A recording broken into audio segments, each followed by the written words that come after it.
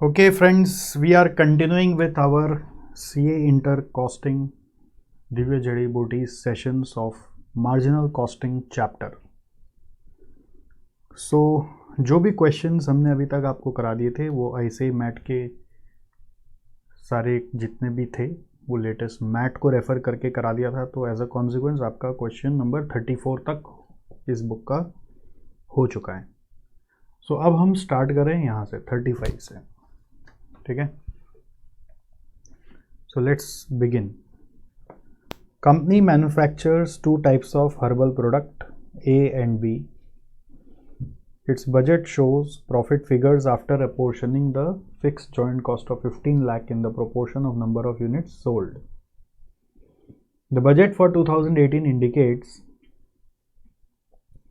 Profit दिया हुआ है, सेलिंग प्राइस दिया हुआ है, पीवी रेशियो दिया हुआ है। तो इससे आपका कंट्रीब्यूशन पर यूनिट आ जाएगा।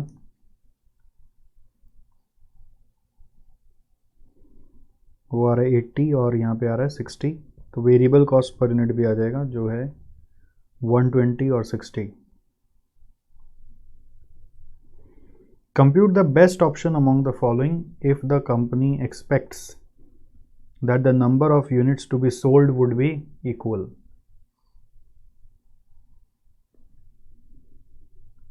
Compute the best option among the following if the company expects that the number of units to be sold would be equal. अगर number of units sold equal है दोनों के केस में तो आपको इनमें से बेस्ट ऑप्शन चूज करना है, ठीक है। तो पहला तो ये सवाल है कि यूनिट्स कितना है, that's the first question.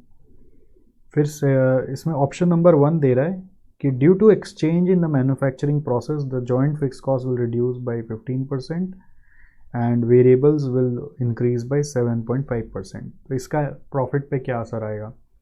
Second, price of a can be increase by 20% as it is expected that the price elasticity of demand would be unity over the range of the price. और तीसरा option है simultaneous introduction of both option 1 and 2। तो तीन option में से कौन सा सबसे बेस्ट है वो अपने को खोज के बताना है, ठीक है। So this is it. तो यहाँ पे थोड़ा सा क्या हो रहा है ना, मार्जिनल कॉस्टिंग का नाम पे थोड़ा डिसीजन मेकिंग हो रहा है, इवैल्यूएशन ऑफ ऑल्टरनेटिव्स हो रहा है। अब इसमें सबसे पहला सवाल है कि आपको ए बी का यूनिट्स खोज के निकालना है, ठीक है। तो ये सबसे पहला टेक्निकलिटी है यहाँ पर, तो उसको पहले खोज के निकालते हैं। ये इसमें क्वेश्चन में नोट नंबर 1 हम लोग कर रहे हैं, यूनिट्स टू बी सोल्ड निकालने का वर्किंग कर रहे हैं। ए बी का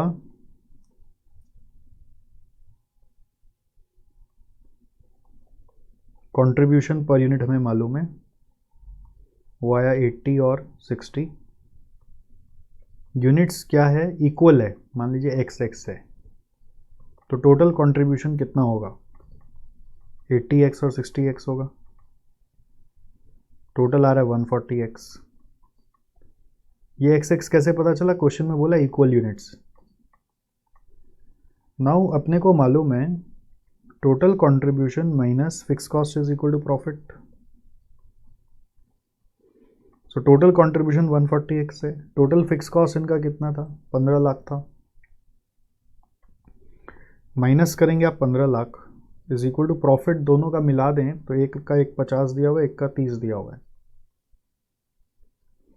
तो इससे सॉल्व करके x का वैल्यू आ जाएगा 180 प्लस 15 1680 डिवाइडेड बाई 140 करके आ रहा है 12,000।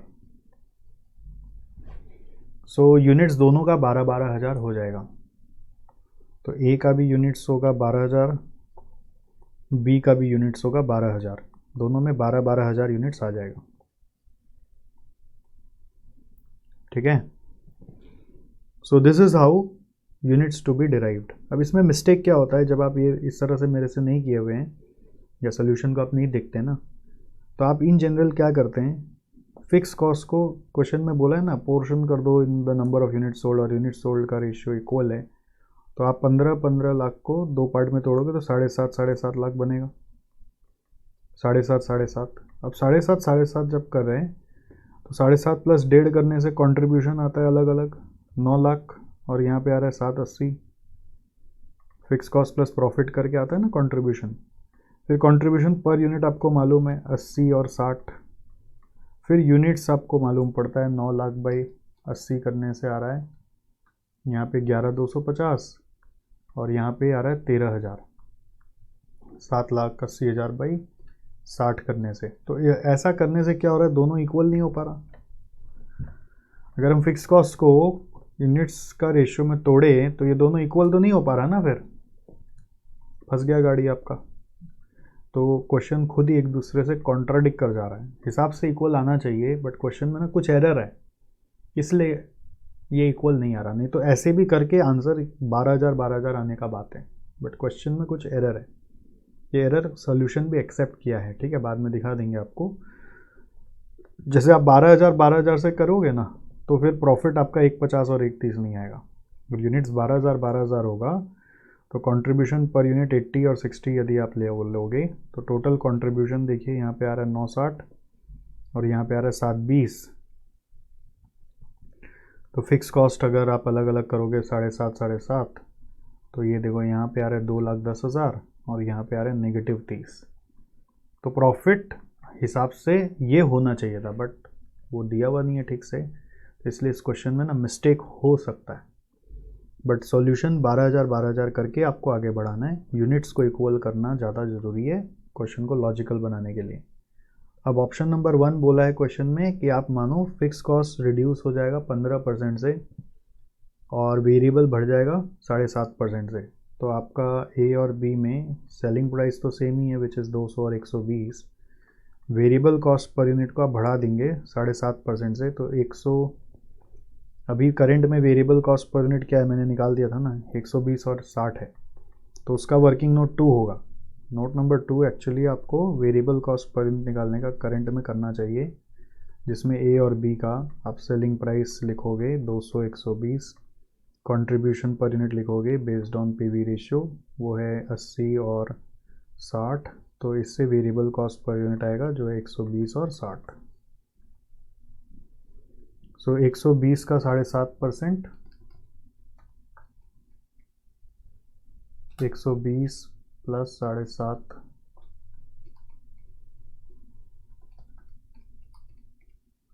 129 आ रहा है। और यहाँ पे 60 का प्लस करो 7.5%,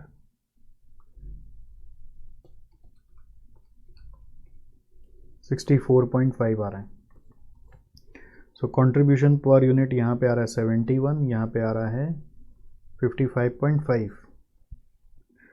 सो यूनिट्स चेंज नहीं हो रहा, बस आपका कॉस्ट का स्ट्रक्चर चेंज हो रहा है। तो टोटल कंट्रीब्यूशन आ जाएगा 71 इंटू 12,000 करके 892 और 55.5 इंटू 12,000 करके 666। दोनों का टोटल आ रहा है 892 और 666 करके 1558। लेस फिक्स कॉस्ट 15 लाख है, बट 15 लाख में भी कुछ घटाने बोल रहा है। 15 लाख में बोल रहा है fix cost would be reduce by 15%। तो 15 लाख में 15% घटा दीजिए तो ये आ रहा है 1275। माइनस करेंगे आप 1558 से तो ये आएगा 283।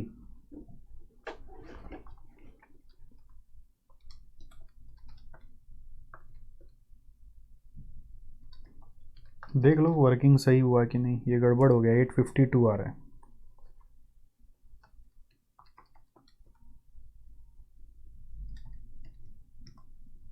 पंद्रह 18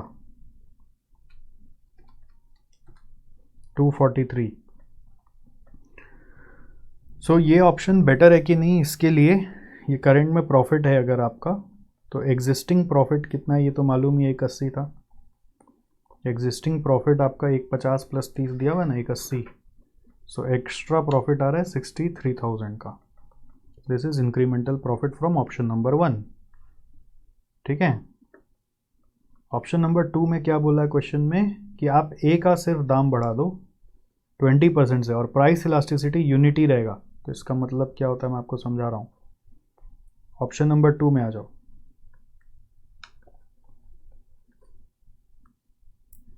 ऑप्शन नंबर 2,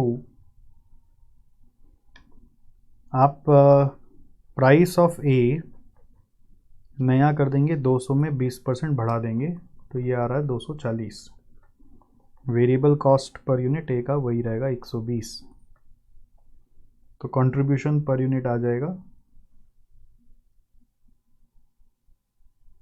120।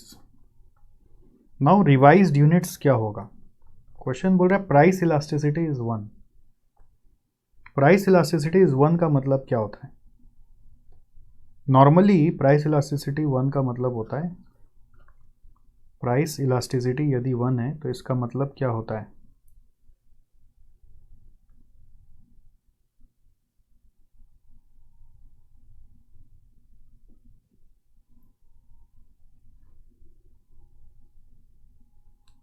प्राइस इलास्टिसिटी यदि 1 है, यूनिटी मतलब होता है 1, यूनिटी मतलब 1, तो इसका मतलब होता है percentage change in quantity due to percentage change in price is equal to 1 है।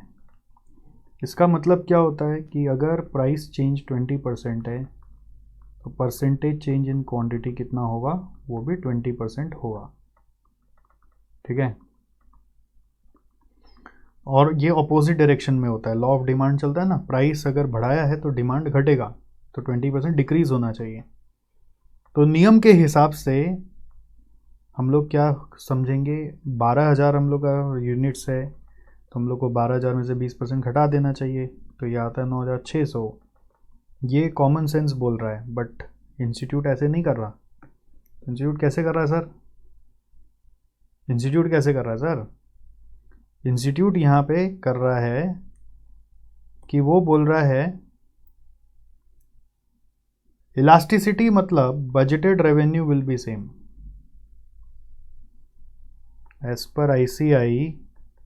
ये कह रहा है यूनिटी अगर 1 है, यानी मतलब प्राइस इलास्टिसिटी यूनिटी है, तो यूनिटी का इम्प्लीकेशन आ रहा है कि budgeted revenue would be same.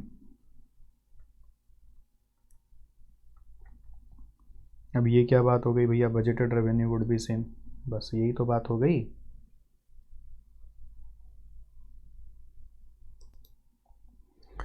सो बात ये है, देखो कि एज पर आईसीआई यूनिटी मतलब बोल रहे हैं लोग budgeted revenue would be same. इसका मतलब ए का पहले का रेवेन्यू क्या था? As revenue as per budget 12,000 into 200 था, तो 24 लाख हो रहा है। अब नया सेलिंग प्राइस पर यूनिट आ गया 240, तो यूनिट्स टू बी सोल्ड बोल रहे हैं 10,000 मान लो, इस तरह से। या फिर आप इस तरह से भी सोच सकते हो कि जो 12,000 है वो 120% रिप्रेजेंट कर रहा है। ऐसे भी सोच सकते हो कि जो 12,000 है that is equal to 120% of revise sales, तो रिवाइज सेल्स क्या होगा? 10,000 होगा। तो ये एक नया चीज़ आ गया यहाँ पे, रिवाइज सेल्स इस तरह से निकालना। कॉमन सेंस बोल रहा था कि आप 12,000 में से 20% घटा देंगे, बट फैक्ट इज वो वैसे नहीं करवा रहा है, वो करवा रहा है इस तरीके से। तो selling price per unit, variable cost per unit, revise units, आप जो इंस्टीट्यूट कर रहा है वही करें, वो ज़्यादा प्रेफर्ड है, दैट इज इक्वल टू 10,000, और उससे आपका टोटल कंट्रीब्यूशन आएगा 120 इंटू 10,000 करके 12 लाख। और ए से प्रेजेंट कंट्रीब्यूशन कितना आता था? अभी आपका जो फर्स्ट पार्ट में क्वेश्चन में देखिए, कंट्रीब्यूशन पर यूनिट है ए का 80 इंटू आप 12,000 अगर पकड़ेंगे, 80 इंटू 12,000 तो 960 आ रहा था ए से अभी। तो इन दोनों को कंपेयर करके आ जाएगा incremental contribution from this proposal is 2,40,000। Fix cost में कोई चेंज नहीं है, तो incremental contribution is only equal to incremental profit. ठीक है,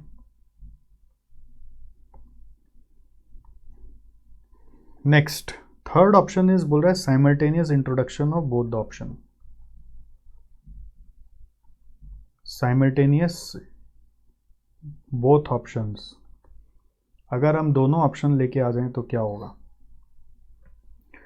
तो अकॉर्डिंगली आपका ए और बी में, ए में सेलिंग प्राइस 240 का चला जाएगा, वेरिएबल कॉस्ट पर यूनिट 129 आ जाएगा क्योंकि वेरिएबल कॉस्ट बढ़ाना होगा।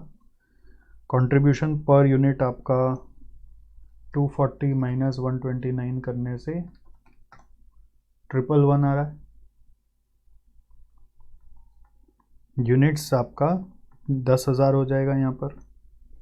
बी में जो ऑप्शन 1 में था वही रह जाएगा, 120, 64.5, 55.5 और यूनिट्स उसका 12,000 ही रहेगा, चेंज नहीं होगा। तो टोटल कंट्रीब्यूशन कितना आएगा देखो, यहाँ रहे 11,10,000 और यहाँ रहे 666, दोनों मिला के आ रहा है 1776। लेस करेंगे आप फिक्स कॉस्ट जो है 1275, तो 1776 माइनस 1275 करके आ रहा है 5,01,000। ये प्रॉफिट। सो रिवाइज्ड आपका प्रेजेंट प्रॉफिट कितना था, प्रेजेंट प्रॉफिट सिर्फ 1,80,000 था, तो कंपेयर करके पता चल रहा है एक्स्ट्रा आ रहा है 3,21,000। This is incremental profit. तो आउट ऑफ 3 ऑप्शन कौन सा सबसे ज़्यादा दे रहा है, 321, 240 और यहाँ पे है 63। तो ऑफकोर्स तीनों में थर्ड वाला बेस्ट है, option 3 is best. Okay, in terms of profit. अब देखो सॉल्यूशन जब आप देखोगे ना इस क्वेश्चन का, तो solution in itself is saying that the profit should not be 150, 30। The solution is giving you a note that profit should be 210 and 30 minus 30। वो देखिए यहाँ पे एक लाइन बोलकर लिखा हुआ है, तो ये सॉल्यूशन इंस्टीट्यूट से ही आया हुआ है, वो ये चीज़ लिख दिया है। मतलब इन लोग का फ्रेम करने में गड़बड़ हो गया, तो बहुत गहरा चांस है कि स्टूडेंट का भी गड़बड़ हो जाएगा ऐसा क्वेश्चन देखेगा तो। चलो ठीक है, नेक्स्ट क्वेश्चन में आ जाओ आप। 36 में क्या बोल रहा है, SK limited is engage in manufacture of tyres. Analysis of income statement indicated a profit of 150 lakhs on sales volume of 50,000 units. Fixed cost is 850 lakhs, which appears to be high. Existing selling price is 3,400 units. तो data को analyse करना सीखिए। Selling price है 3,400, profit है आपका 150 lakhs, fix cost है आपका 850 lakhs, contribution है 1,000 lakhs। Company is considering to revise the profit target to 350 lakhs। ठीक है, करो रिवाइज। अब कंट्रीब्यूशन अगर 1,000 लाख है और यूनिट्स 50,000 है, तो इससे कंट्रीब्यूशन पर यूनिट आ जाएगा। कंट्रीब्यूशन पर यूनिट आएगा 1,000 लाख डिवाइड बाई 0.5 करने से आ रहा है 2,000 रुपया। तो वेरिएबल कॉस्ट निकल आया 1,400 रुपया। तो ये सब वर्किंग नोट 1 में आपका चला जाएगा कि ये करंट स्ट्रक्चर है। कंट्रीब्यूशन पर यूनिट इन दोनों को डिवाइड करके आया। तो क्वेश्चन बोल रहा है कैलकुलेट करो break even point at existing level in units and in rupees. So break even के लिए मेरे को क्या करना पड़ता है, कंट्रीब्यूशन पर यूनिट और फिक्स कॉस्ट को यूज़ करना पड़ता है। तो पहला पार्ट है break even point which is fix cost by contribution per unit. So that is equal to 850 lakhs by 2,000. So 850 lakh by 2,000 करने से यूनिट्स आ रहा है 42,500, और अगर हम रुपीज़ में जाएं तो इंटू 3,400 करने से 1,445 lakhs, ये आंसर बैठ रहा है। सेकेंड पार्ट है the number of units required to be sold to earn the target profit. Units required to be sold to earn the target profit. Units to be sold to earn the target profit. So that is equal to units to be sold is equal to fix cost plus profit by contribution per unit. So fix cost हमारा 850 लाख है। अब target profit मतलब कौन सा profit का बात हो रहा है, companies revise the profit target to 350, तो 350 लाख का बात हो रहा है, divided by 2,000 is contribution per unit. तो ये आ रहा है 1200 बाई 2000 करके 60,000 यूनिट। ये सब तो इजी क्वेश्चन है नहीं। नेक्स्ट आ रहा है profit with 15% increase in price and drop in sales by 10%, sales volume by 10%। So नया सेलिंग प्राइस क्या हो जाएगा, 15% बढ़ा देंगे, तो अभी 3400 है, उसको 15% से बढ़ा दीजिए, तो ये आ रहा है 3400 प्लस 15% करके 3910। वेरिएबल कॉस्ट में कोई चेंजेस नहीं है तो वो 1400 ही रहेगा। तो कंट्रीब्यूशन पर यूनिट आपका 2510 आ रहा है, ठीक है। फिर नेक्स्ट बोल रहा है profit with 15% increase in price and drop in sales volume by 10%। तो सेल्स वॉल्यूम अभी हमारा 50,000 है, तो वो ड्रॉप हो जाएगा, 50,000 का 10% कम कर दो तो 45,000। सो टोटल कंट्रीब्यूशन कितना आएगा, 45,000 इंटू 2510 करके इट्स कमिंग 1129.5 लैक्स, और लेस फिक्स कॉस्ट है हमारा 850 लाख, तो माइनस 850 लाख करके आ रहा है 279.5 lakh. This is the answer for part 3।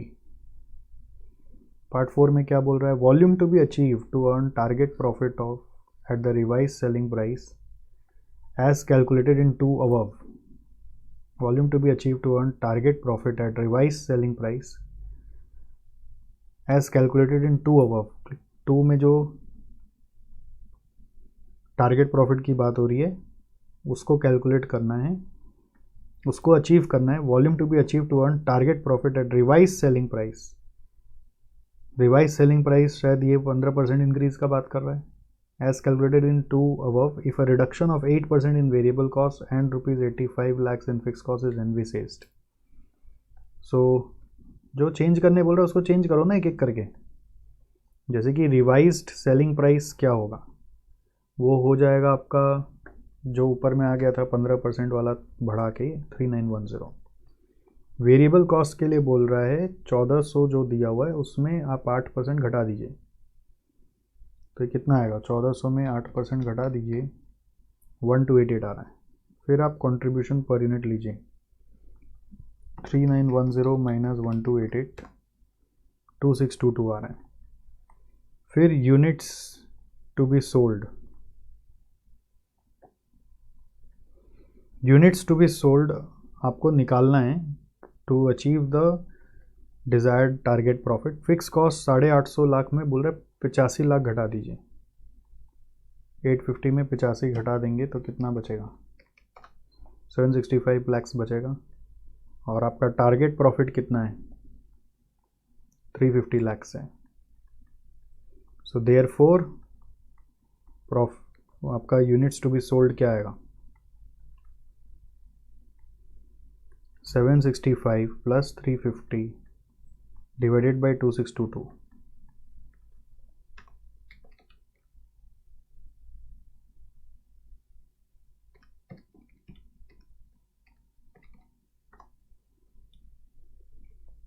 ये आ रहा है 42,525 यूनिट्स अप्रॉक्स, ठीक है, 42,525 यूनिट्स अप्रॉक्स। ऑलराइट, सो इसके साथ क्वेश्चन नंबर ये वाला भी ख़त्म हो गया।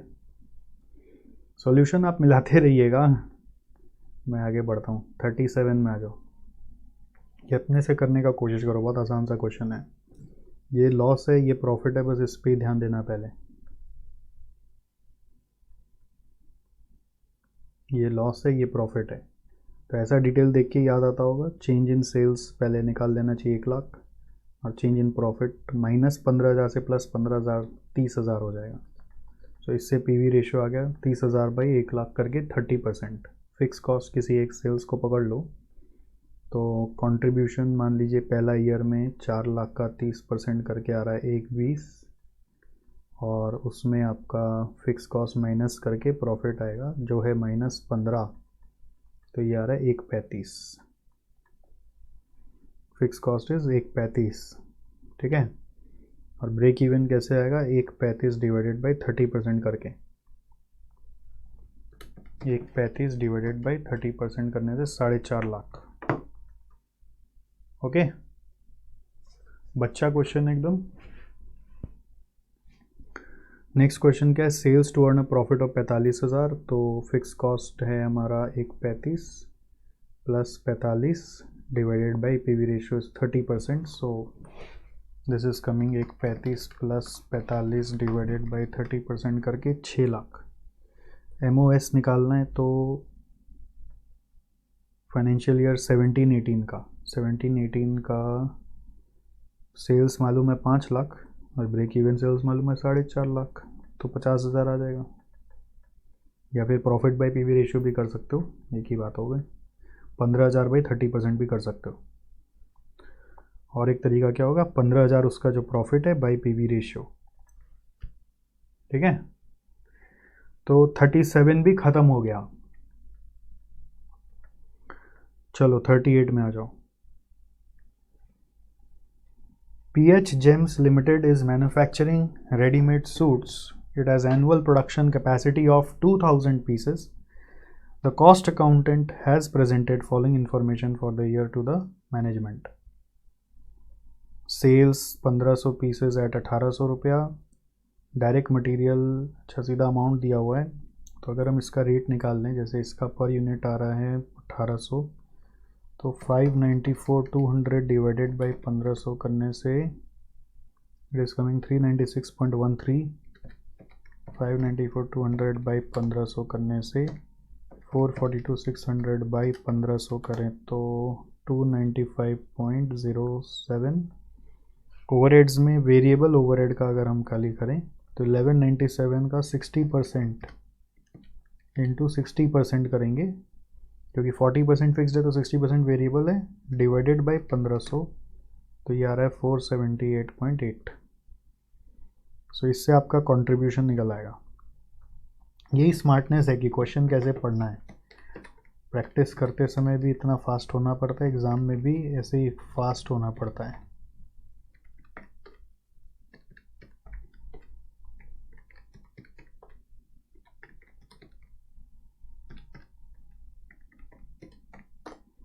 कंट्रीब्यूशन निकल के आ रहा है 630।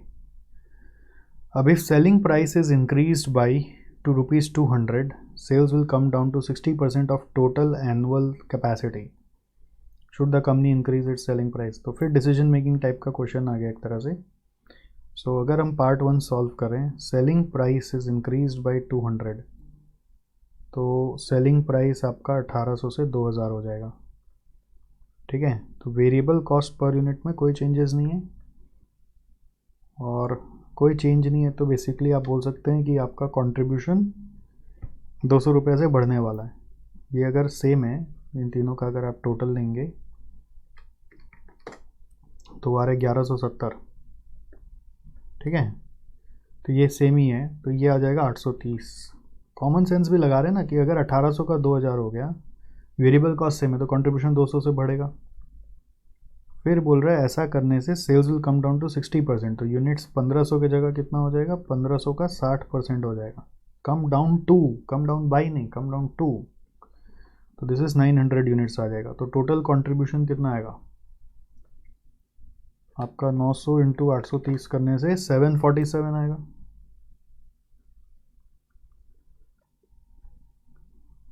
ठीक है। It will come as 747। This is your total contribution.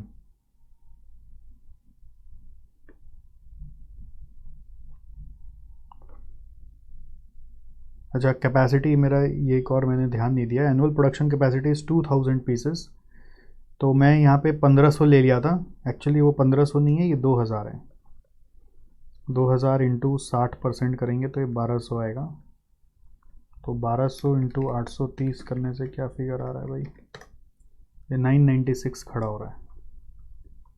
996 less fix cost आपको देखना पड़ेगा। अभी करंट में फिक्स कॉस्ट कितना है, 1197 का 40% है। 1197 का 40% फिक्स कॉस्ट है। 1197 का 40% करेंगे तो ये आ रहा है 478,800, माइनस कर देंगे अगर 996 से, तो ये आ रहा है 517,200। 517,200 996 माइनस 478 800 करके आ रहा है 517 200. This is your profit. And current profit कितना था? करेंट प्रॉफिट था 466 300. तो एडिशनल प्रॉफिट कितना आ रहा है? एडिशनल प्रॉफिट माइनस कर दीजिए आप 466 300 से, तो 5900. सो एडिशनल प्रॉफिट आ रहा है, तो प्रपोजल इंप्लीमेंट करने में क्या बुराई है भाई? बिल्कुल करना चाहिए.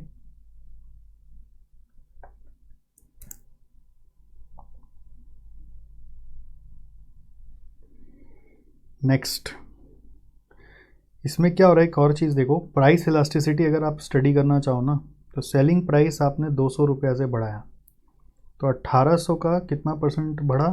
200 डिवाइडेड बाई 1800 करते हैं ना, 11.11% से बढ़ा.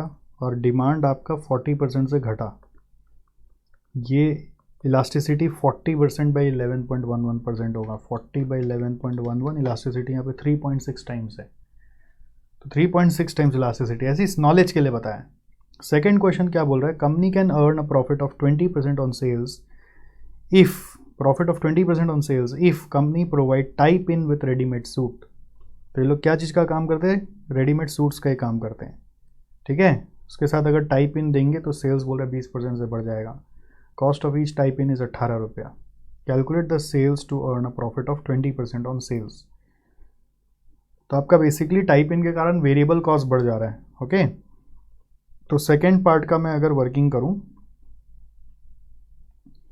मान लीजिए मैं सेकेंड पार्ट का वर्किंग यहाँ पे ही कर रहा हूँ बगल में, तो सेलिंग प्राइस मेरा क्या रहेगा? 1800 ही रहेगा. ओरिजिनल वाला, ये 2000 वाला नहीं. वेरिएबल कॉस्ट 1170 के साथ साथ टाइप इन का कॉस्ट बढ़ जाएगा. सो दिस इज कमिंग 1188. तो कंट्रीब्यूशन पर यूनिट क्या आएगा? 1800 माइनस 1188 करके 612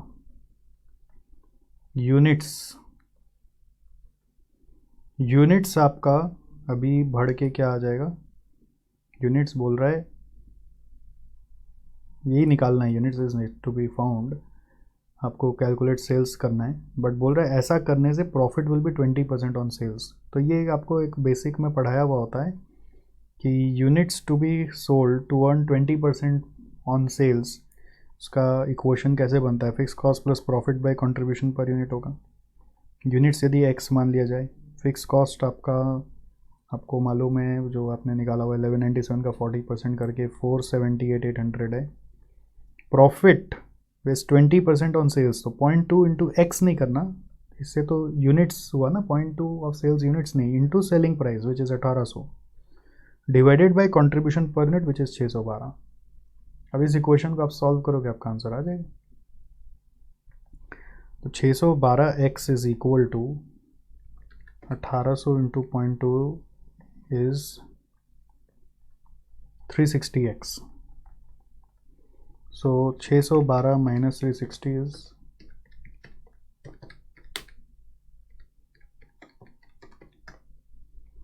252. तो 478 800 डिवाइडेड बाई 252 करके x का वैल्यू खड़ा हो रहा है 1900 पर. So answer is 1900 units. This is the answer. ठीक है, तो इसमें यही था कि x लेके करना चाहिए. अब आप पीवी रेशियो से भी इसको क्रैक कर सकते थे. पीवी रेशियो से करते तो fix cost plus profit by PV ratio होता. पीवी रेशियो यहाँ से यहाँ डिवाइड करने से आ जाएगा. फिर आप लिखते sales is equal to fix cost plus profit by PV ratio. तो सेल्स उस समय यदि एक्स होता, तो सेल्स जब एक्स ले रहे हो ना, तो प्रॉफिट 20% ऑफ सेल्स होने के कारण 0.2x होता नीचे में अगर पीवी रेशियो हो रहा है तो. अभी इंटू 1800 करना एक ध्यान रखने का चीज़ था. इस तरह का कैलकुलेशन आपको क्लासेस में भी कराया हुआ होता है. चलो आगे बढ़ते हैं. So 38 is over. नेक्स्ट आ जाओ आप 39 में. Next question is 39. The Amtech manufacturing company is presently evaluating 2 possible processes for the manufacture of a toy. The following information is available. So we have selling price, variable cost, fixed cost, capacity in units, anticipated sales next year in units. Okay. What is the next thing? Which process should be chosen? तो जिसमें ज़्यादा profit होगा उसको choose करेंगे.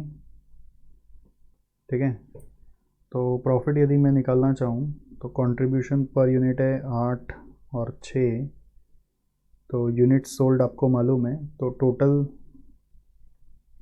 Contribution, अब question आता है इसमें टोटल कंट्रीब्यूशन लेते वक्त हम लोग कौन सा यूनिट्स का लें।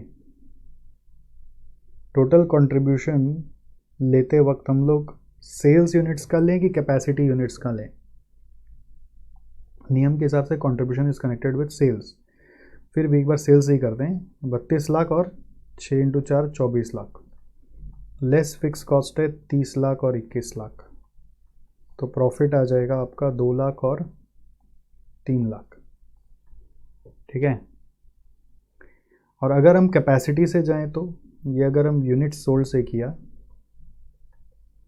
दूसरा अगर हम यही काम टोटल कंट्रीब्यूशन का कैपेसिटी पे करें तो total contribution at full capacity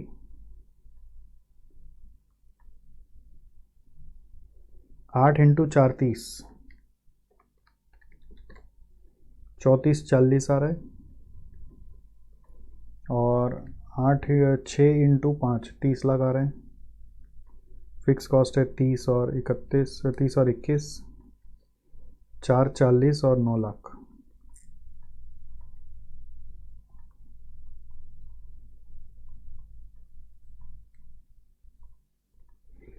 चार 40 और 9 लाख। ठीक है। सो दोनों केस में आप देखेंगे तो बी ही प्रोसेस बेटर आ रहा है।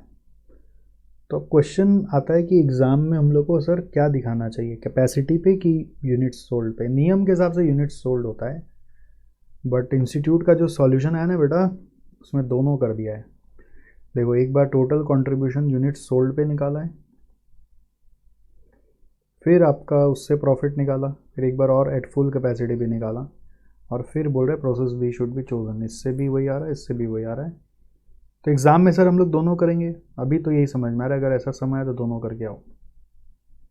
सेकंड सवाल क्या है, what would your answer change as given above if you were informed that capacity of the two processes are as follows. So capacity wise अब दिया हुआ देखो, तो अगर हम कैपेसिटी वाइज पहला पार्ट में नहीं करते तो सेकेंड पार्ट में फिर अस्तित्व ही क्या रहा। Total contribution at full capacity अभी क्या होगा, 6 लाख यूनिट के हिसाब से 8 रुपये के हिसाब से आ रहा है 48, और यहाँ पे 6 रुपये के हिसाब से आ रहा है 5 लाख यूनिट का 30 लाख। फिक्स कॉस्ट आपको मालूम है विच इज़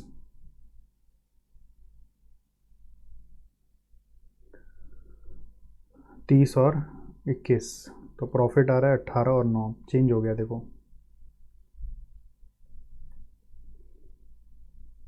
इसमें 18 लाख बेटर आ गया, और इसमें फिर अज्यूम करा जाएगा ये कमेंट करते वक्त कि if all capacity can be sold,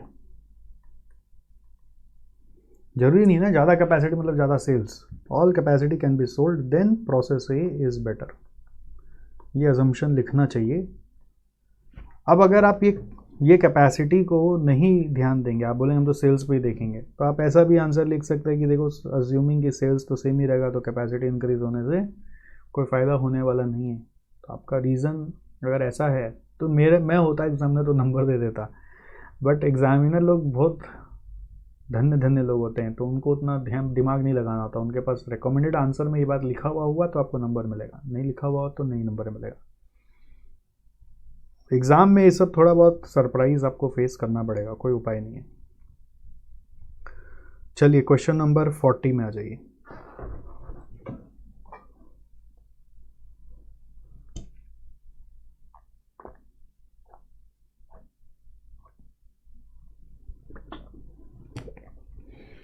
देखो इसमें क्या बोल रहा है,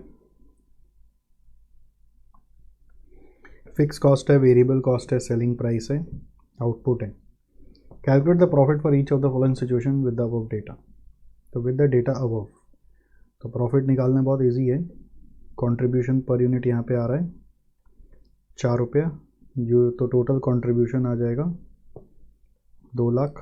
फिक्स कॉस्ट मालूम है आपको 1,20, तो इससे प्रॉफिट आ जाएगा 80,000। फिर बोल रहा है with 10% increase in output and sales, 10% output बढ़ जाए और मान लो बिक भी जाए तो क्या होगा? तो आउटपुट यदि 10% बढ़ जाए तो output will be revise to 55,000, ठीक है। Contribution will become, total contribution will become 55 into 4 2,20,000, 2,20,000, fix cost is 1.2, तो प्रॉफिट आ जाएगा आपका 1,00,000। फिर बोल रहे 10% इंक्रीज इन फिक्स कॉस्ट, तो उस समय आउटपुट वही रहेगा फर्स्ट वाला टाइप का। टोटल कंट्रीब्यूशन है आपका 2,00,000, फिक्स कॉस्ट बोल रहे 10% से बढ़ा दो तो 1.32 लाख, तो प्रॉफिट आ जाएगा 2,00,000 माइनस 132 करके 68,000। फिर with 10% increase in variable cost, तो इससे कंट्रीब्यूशन इफेक्ट हो जाएगा। नया वेरिएबल कॉस्ट पर यूनिट आ जाएगा 3.3, कंट्रीब्यूशन पर यूनिट हो जाएगा 7 माइनस 3.3 करके 3.7, टोटल कंट्रीब्यूशन आएगा 3.7 इंटू 50,000 185, सो प्रॉफिट आ जाएगा 185 माइनस 120 करके 65। With 10% increase in selling price, तो सेलिंग प्राइस रिवाइज होकर आ जाएगा 7.7, कंट्रीब्यूशन पर यूनिट रिवाइज होकर आ जाएगा 4.7, 7.7 माइनस 3 करके टोटल कंट्रीब्यूशन आ जाएगा 4.7 इंटू 50,000 235, तो प्रॉफिट आ जाएगा, माइनस करेंगे 1.20 तो 1,15,000। Taking all the above situation, ये मज़ेदार है। ऑल द अबव सिचुएशन होगा तो आउटपुट आएगा पहले 55,000, फिक्स कॉस्ट रिवाइज हो गया 1.32, वेरिएबल कॉस्ट आ गया per unit 3.3, selling price revise होके हो गया 7.7। अब इससे वर्कआउट करो, कंट्रीब्यूशन पर यूनिट 4.4, तो टोटल कंट्रीब्यूशन 4.4 इंटू 55,000 करके आ रहा है 242, और फिक्स कॉस्ट है 132, सो इससे प्रॉफिट आ जाएगा 1,10,000। हो गया? मज़ेदार था ना क्वेश्चन। अब आप जैसे ही सजा के करो यार, प्रैक्टिस करना है अपने को। तो ये कौन सा हो गया भैया? 40 हो गया। नेक्स्ट 41 में आ जाओ। Arnav limited is producing a single product and has PV ratio of 40%.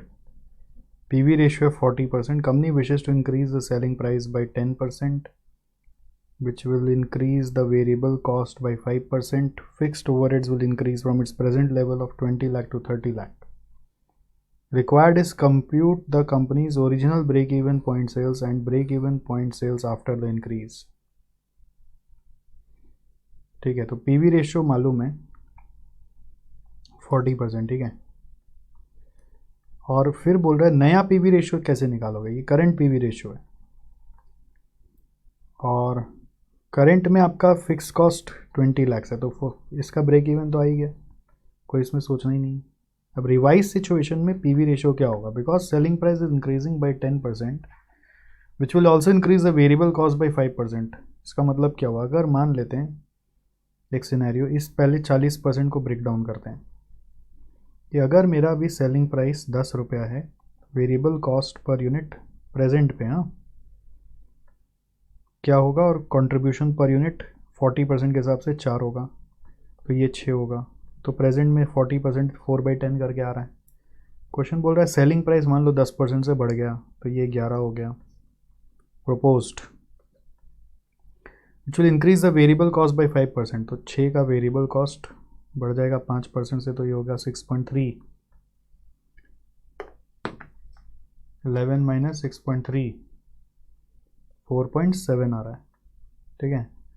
Divided by 11 करके अपना पीवी रेशियो बन रहा है यहाँ पे, जैसे 40% था तो ये आपका 42.727% आ रहा है। ठीक है, कितना परसेंट आ रहा है? 42.727%। सो अब आपको दोनों का फिक्स कॉस्ट मालूम है। फिक्स कॉस्ट यहाँ पे 20 लाख है, यहाँ पे 30 लाख है, तो आंसर आ जाएगा ब्रेक इवन का, है कि नहीं है? तो पहला पार्ट में original break even point is 20 lakh by 40% करने से आंसर क्या आ रहा है? 50 लाख। और यहाँ पे आ रहा है 30 lakh by 42.727%।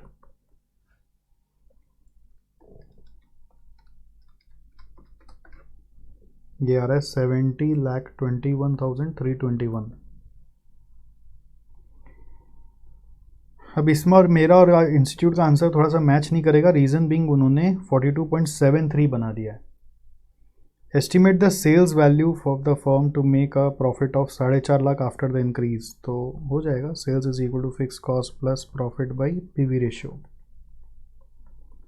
Fix cost is 30 lakh, profit चाहिए आपको 4.5 lakh, divided by 42.727% is equal to 34,50,000 by 42.727%. It is coming 80,74,520.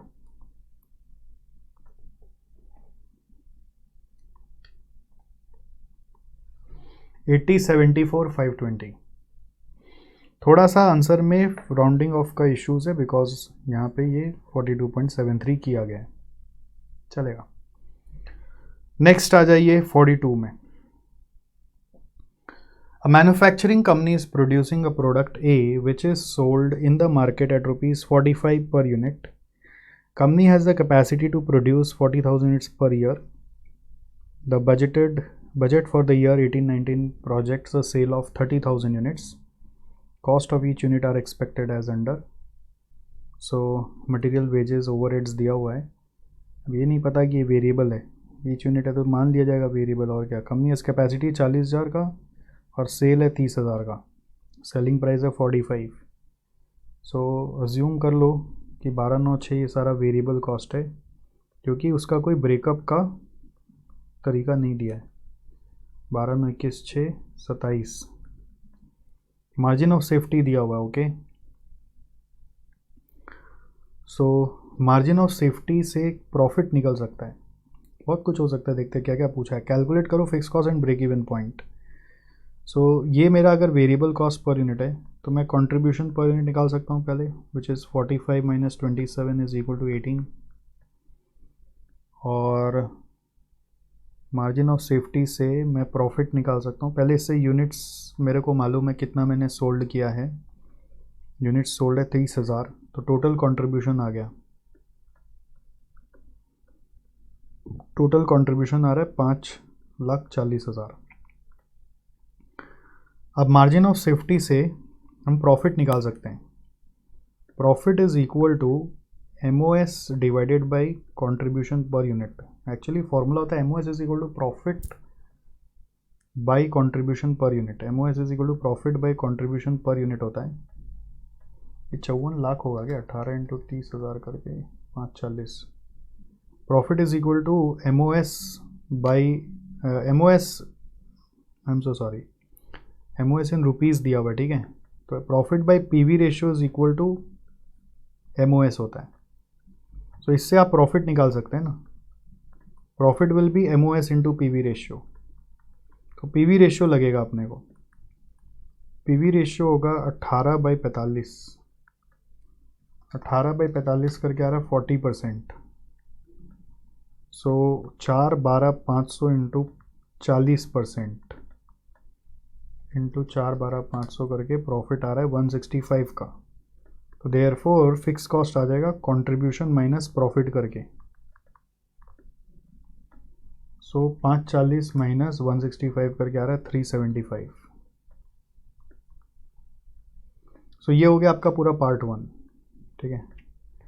Part 1 में आप यहाँ से PV रेशियो पहले निकाला, कंट्रीब्यूशन पर यूनिट निकाला, PV रेशियो निकाला, यूनिट्स 30,000 लिया, टोटल कंट्रीब्यूशन निकाला। फिर अगर हम बिट्स एंड पार्ट्स में करें तो पहला वर्किंग इसमें नोट 1 ये होगा, नोट 2 टोटल कंट्रीब्यूशन होगा, नोट 3 प्रॉफिट होगा, और फिर कंट्रीब्यूशन माइनस प्रॉफिट करके फिक्स कॉस्ट आ जाएगा। अच्छा, सेकेंड पार्ट में क्या बोल रहा है, फिक्स कॉस्ट आ गया, फिर ब्रेक इवन निकालो। तो ब्रेक इवन भी निकल जाएगा भाई। Break even is fix cost by PV ratio, यानी 375 बाई 40%, ये आ रहा है 937,500। ठीक है। नेक्स्ट क्वेश्चन में क्या पूछ रहा है, calculate the volume of sales to earn profit of 20% on sales. हो जाएगा। सेकेंड वाला करते हैं, सेकेंड वाला कर रहे हैं, सेल्स वॉल्यूम निकाल रहे हैं to earn profit of 20% of sales. तो वही sales is equal to fix cost plus profit by PV ratio से करते हैं। सेल्स एक्स ले लेते हैं, फिक्स कॉस्ट है आपका 375, प्रॉफिट है 0.2x, पीवी रेशियो 40%। देखो जब पीवी रेशियो ले रहे हैं ना, तो यही पिछला सब में समझा रहा था कि फिर यहाँ पे सेलिंग प्राइस मल्टीप्लाई करने का दरकार नहीं, क्योंकि यहाँ पे x is representing the combined value which is sales. तो इससे x का वैल्यू क्या आएगा, 375 बाई 0.2, 1875।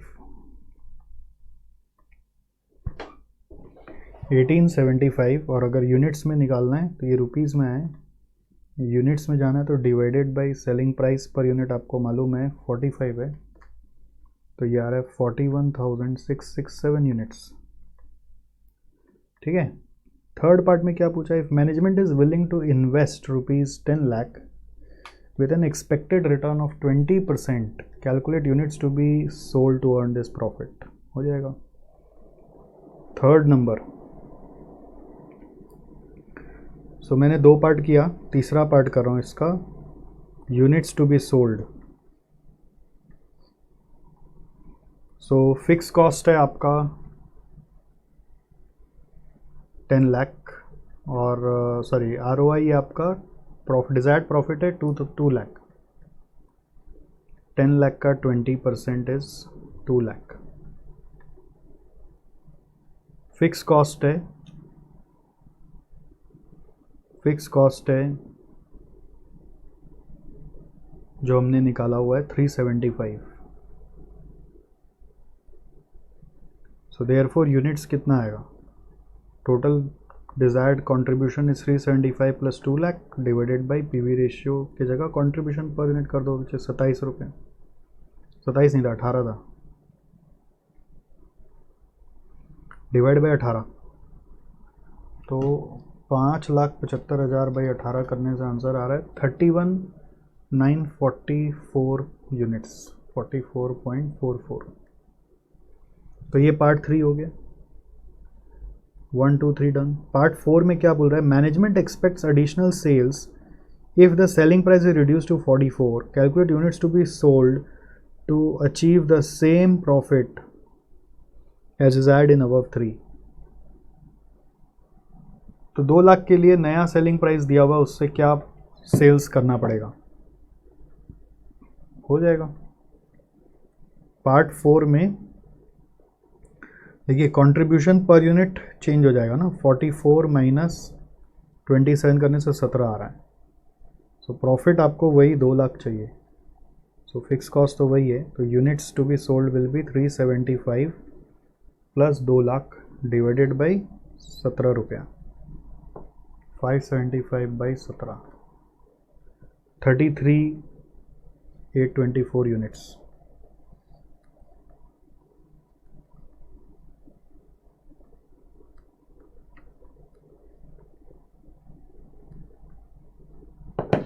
$33,824 यूनिट्स।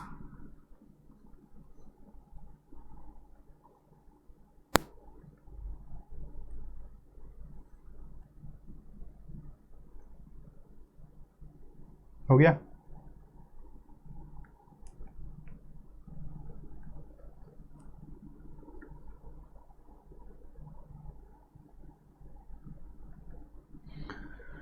आइए नेक्स्ट 43 में चलते हैं।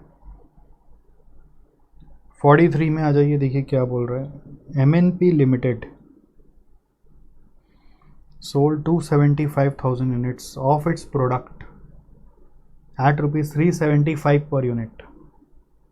तो सेलिंग प्राइस मालूम है, वेरिएबल कॉस्ट मालूम है, fix cost are incurred uniformly throughout the year 350 lakh का है. देयर आर नो बिगिनिंग और एंडिंग इन्वेंट्रीज. तो पहला सवाल है ब्रेक इवन सेल्स निकालो. तो फिक्स कॉस्ट है 350 lakh by contribution per unit आएगा 375 माइनस 175 करके 200. तो 350 लाख बाई 200 करके कितना आ रहा है? 1,75,000 units.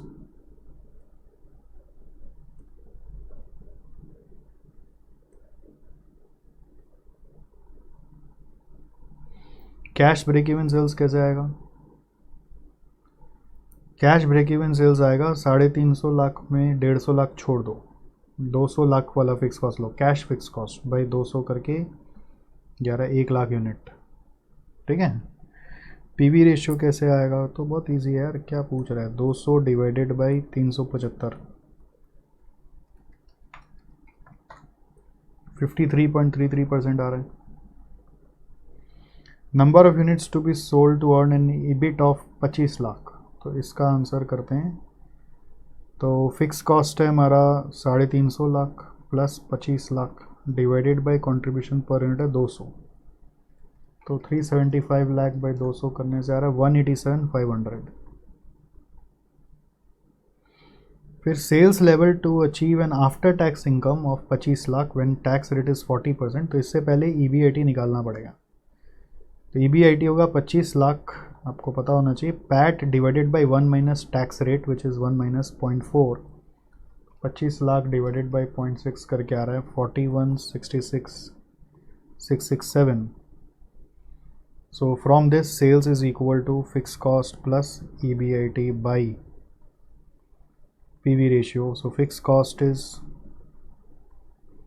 350 lakh plus 41,66,667 divided by 53.33%.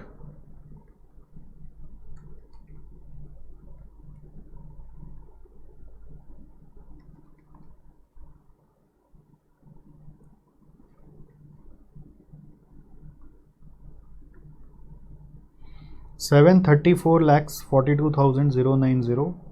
अगर हम डिवाइड बाई सेलिंग प्राइस कर दें 375 तो यूनिट्स में आ रहा है, ये रुपीज़ में आए और यूनिट्स में आ रहा है 195,846 यूनिट्स.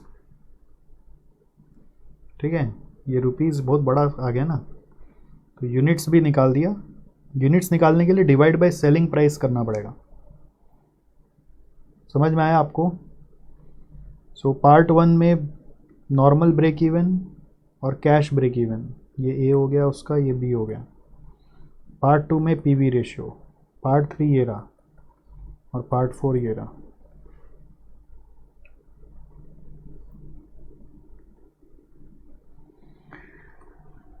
फटाफट होता है मार्जिनल कॉस्टिंग. नहीं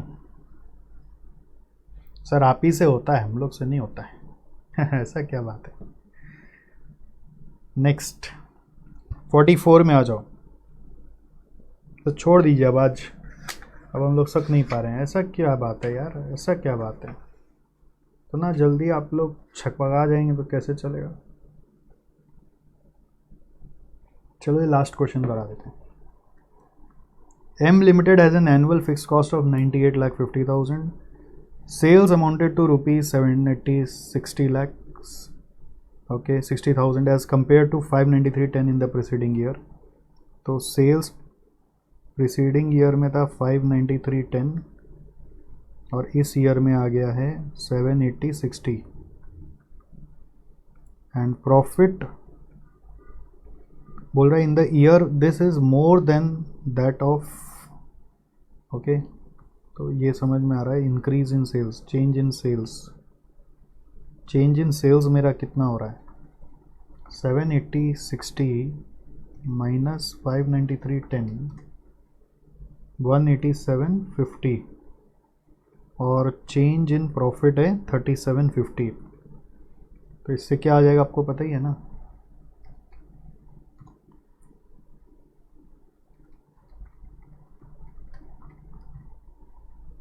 पीवी रेशियो आ गया, change in profit by change in sales करके 20% आ रहा है, और ब्रेक इवन के लिए फिक्स कॉस्ट दिया हुआ 9850, तो 9850 बाय पीवी रेशियो,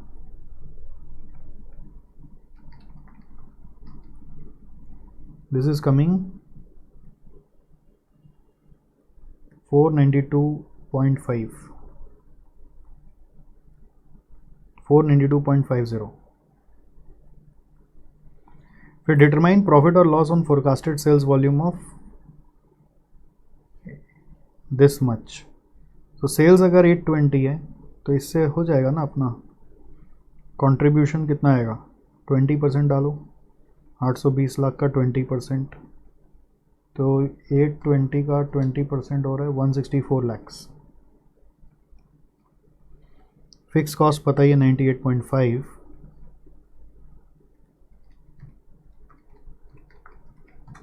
तो प्रॉफिट आ रही है 65.5। ठीक है। If there is a reduction in selling price by 10% in financial year 8-9 and company desires to earn the same amount of profit as in 7 and 8, compute the required sales amount। देखो अब इसमें क्या बोल रहा है, प्राइस रिडक्शन हुआ है selling price में 10% से, ठीक है, इन ईयर 8-9। तो इन ईयर 8-9 जो सेल्स आपका 780,000 है, उसको मेरे को 90% करना पड़ेगा। 780,000 इंटू 90% करने से आ रहा है 702,54,000। फिर बोल रहा है company desires to earn the same amount of profit as in 7-8, तो 7-8 का प्रॉफिट पहले पता करना पड़ेगा, इजंट इट। तो सेल्स अगर ये आ गया, सेलिंग प्राइस रिड्यूस हुआ अगर 8-9 में,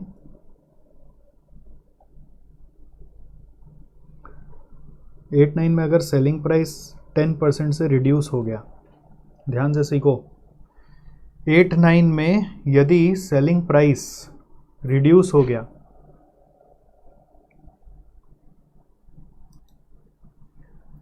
इसमें देखो सेल्स का नया वैल्यू निकालने से मुझे लग रहा है कोई काम होगा नहीं। Reduction in selling price by 10% है, तो आप फाइनेंशियल ईयर 8-9 का वैसे सेल्स जानते हैं, बट उसको घटा के कोई काम नहीं बनेगा, क्योंकि उसके बाद का कोई यूज़ नहीं निकल रहा है। 8-9 का फिर बोल रहा है कि आपको सेल्स ही निकालना है ना, रिक्वायर्ड सेल्स फिर से निकालना है to earn the same amount of profit as in 7-8, इसलिए उस सेल्स को छेड़ के कोई मतलब नहीं है। तो बेटर क्या होगा, यहाँ पर जब वर्किंग कर रहे हैं, सेलिंग प्राइस यदि 10% से रिड्यूस होता है तो उसका इम्पैक्ट पीवी रेशियो पे आता है, तो आपको नया पीवी रेशियो निकालना चाहिए। प्रेजेंट में क्या होता होगा, प्रेजेंट में मान लीजिए अगर सेलिंग प्राइस 100 है तो वेरिएबल कॉस्ट क्या होता होगा और कंट्रीब्यूशन क्या होता होगा पता कर सकते हैं ना, क्योंकि प्रेजेंट में पीवी रेशियो आपको मालूम है 20% है, कंट्रीब्यूशन 20, तो वेरिएबल कॉस्ट 80 है। अब रिवाइज सिनेरियो में बोल रहे हैं सेलिंग प्राइस बोल रहा है 10% से घटा दो तो ये 90 हो जाएगा, वेरिएबल कॉस्ट 80 रहेगा, कंट्रीब्यूशन 10 आ जाएगा, तो नया पीवी रेशियो क्या आ जाएगा, रिवाइज पीवी रेशियो आ जाएगा 10/90 करके 11.111111%। तो ये पहला वर्किंग होना चाहिए। दूसरा वर्किंग आपका बोल रहा है आपको ऐसा कुछ करना है कि same amount of profit as 7-8 आप कमा लो, तो प्रॉफिट ऑफ 7-8 आपको पता करना पड़ेगा। सिंस फिक्स कॉस्ट 7-8 और 8-9 में चेंज नहीं हो रहा ना, तो प्रॉफिट नहीं निकाल के आप कंट्रीब्यूशन से भी काम कर सकते हैं। मान लो कंट्रीब्यूशन ऑफ 7-8 निकालते हैं, कंट्रीब्यूशन ऑफ 7-8 इज सेल्स हम लोग को 7-8 का मालूम है which is 593,100, sales into PV ratio करूँगा, यानी 593 10,000 इंटू 20%। देखो ये कितना आ रहा है, 593 10,000 इंटू 20% करने से ये फिगर आ रहा है 118,62,000। So this much contribution we can earn since there is no change in fixed cost. Contribution of 7-8 can be used, ठीक है, क्योंकि नेक्स्ट ईयर भी सेम फिक्स कॉस्ट ही आएगा। तो अब नया सेल्स कितना होना चाहिए to earn same profit, to earn same profit of 7-8 in 8-9 is equal to जो भी कंट्रीब्यूशन था 7-8 का डिवाइडेड बाई नया PV ratio. So contribution is 1186,2,000 by PV ratio is 11.1111%.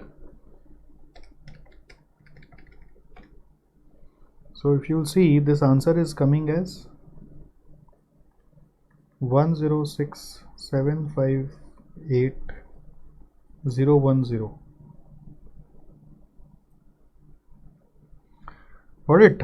तो देखो यहाँ पर आप प्रॉफिट भी निकाल सकते हो, कंट्रीब्यूशन आपको नहीं चाहिए तो प्रॉफिट निकाल सकते हो। प्रॉफिट के लिए फिक्स कॉस्ट मालूम है 9850, तो इसमें से आप 9850 माइनस करोगे तो डिज़ायर्ड ये प्रॉफिट आ जाएगा। फिर नेक्स्ट ईयर जब वर्किंग करोगे तो प्रॉफिट प्लस वही फिक्स कॉस्ट ऐड करोगे तो यहीं पे पहुंच जाओगे, 1186,2000 पे ही पहुंच जाओगे। तो एट द एंड यही रिजल्ट आना है। तो कंट्रीब्यूशन से भी कर सकते हो बिकॉज कोई फिक्स कॉस्ट में चेंजेस नहीं आ रहा है, इसलिए जो कंट्रीब्यूशन यहाँ पे कमाना है वही कंट्रीब्यूशन नेक्स्ट ईयर कमाना होगा। तो बस ये कि आपको पीवी रेशियो चेंज करना है, सेल्स को छेड़ के कोई फ़ायदा नहीं, क्योंकि सेल्स ही निकालना है, तो सेल्स को कम करके क्या फ़ायदा होगा, कोई फ़ायदा नहीं होगा। तो इसमें ये मेरे को लगता है थर्ड पार्ट थोड़ा सा अच्छा पार्ट था। एक बार नहीं देखा होता है ना तो एग्ज़ाम हॉल में आदमी बौखला जाएगा कि अरे कैसे करना है। तो ऐसे कौन कौन सा क्वेश्चन में क्या क्या नया नया पार्ट है वो थोड़ा देख लेना चाहिए। जैसे इस क्वेश्चन में ये पैट को लेके था कि आपको पैट से पीबीटी में जाना है, ठीक है। फिर इस क्वेश्चन में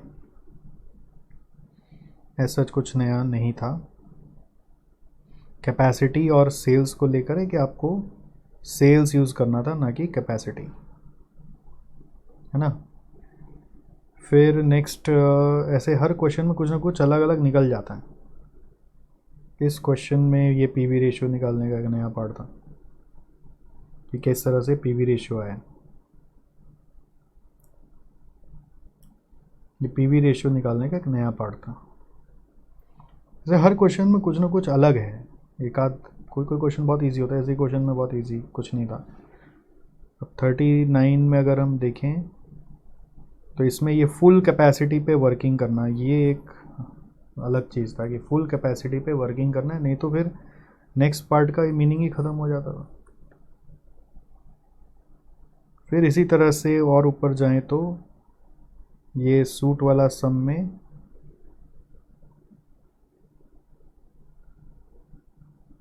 ऐसा कुछ बहुत ज़्यादा नया नहीं था।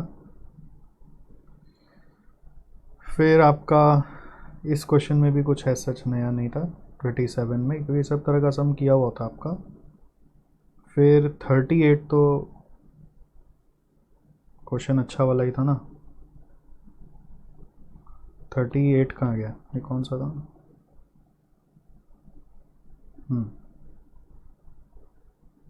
ये क्वेश्चन में भी कुछ ऐसा नया नहीं था, तो इजी क्वेश्चन था,